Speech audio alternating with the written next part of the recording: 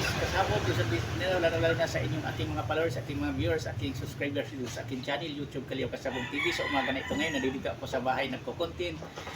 Ibigay ko sa inyo og sample puriba sa panahon ngayon. Ito na siya.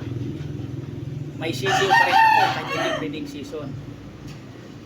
Kasi ang ginagawa ko, kapag breeding season, nag-ipon ako ng mga itlog, maramihan yun pinapa-incubate ko. Pag panahon sa breeding season. Ngayong hindi naman breeding season, hinahayaan ko yung aking mga inahin na naglilimlim. Kaya tuloy-tuloy lang din na mayroon na din akong mga sisiw. Sunod-sunod din yun. Kasi ang inahin ko nga kung ilan silang naglilimlim, pinalimlim ko sila. Kaya hindi ako mawad-ag sisiw. Laging may mga kasunod kahit hindi breeding season. Ito pala siya yung anak ng tutong ko na kinukuntil, yung walang buntot. Kasi ang bilis din lumalaki. Kasi hindi ko nga itinipid ang aking pagbigay ng pagkain vitamin sa aking mga alaga. Ang kulay nito niya, talisay din nga bulik. Yan siya, mahalata niyo sa pulukan, sa likuran niya, nagsimula na. Yan. Kaya ang para sa inyong mabaguhan pa lang, ang maibigay kong tips sa inyo sa umaga nito ngayon, kapag mayroon kayo nga inahin na dilimlim, kahit hindi breeding season, kahit tag-ulan man yan, hayaan nyo na lang yung maglilimlim para mabilis papadami ang mamayok nyo. At saka nakatipid pa kayo, hindi na kayo mayroon kayo naglilimlim.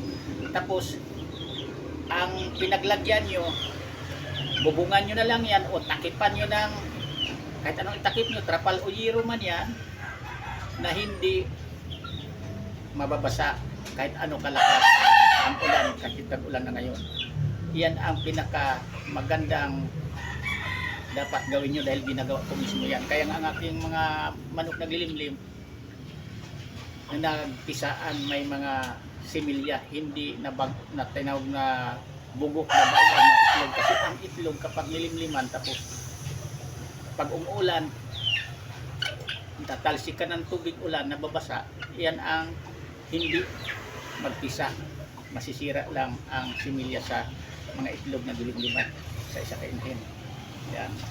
Nagkadepende na yan sa diskarte nyo kung anong itakip nyo, ibubong, balutin nyo ng kapal, okay din yan. Nasa inyo na yan ang mga pamaraan. Ang pinaka-importante, hindi lang nababasa ang kanyang mga itlog sa dilimliman. Yan ang ginagawa ko. Kasi pag hindi kasi breeding season, hindi ako nagpa-incubate. Tuwing breeding season lang talaga ako nagpa-incubate yan. Kayang season ang tawag, may breeding season. Ngayon naman, para sa mga inahing naglilimlim, pagkataon nila na maalagaan nila ang kanilang mga itlog, sila mismo, natural, hindi sa kurente nagpipisa. Yan ang ginagawa ko. Kaya hindi ako nawadaan ng mga sisiw, sunod-sunod yan. Kasi mayroon pa nga ako naglilimlim, yung hatch, kung nga babae yung kulay-pula na blue legs, naglilimlim ngayon. May nag-itlog ako, lilimlim din yun pag tumabid-abid ang kunting itlog niya. Ganyan lang.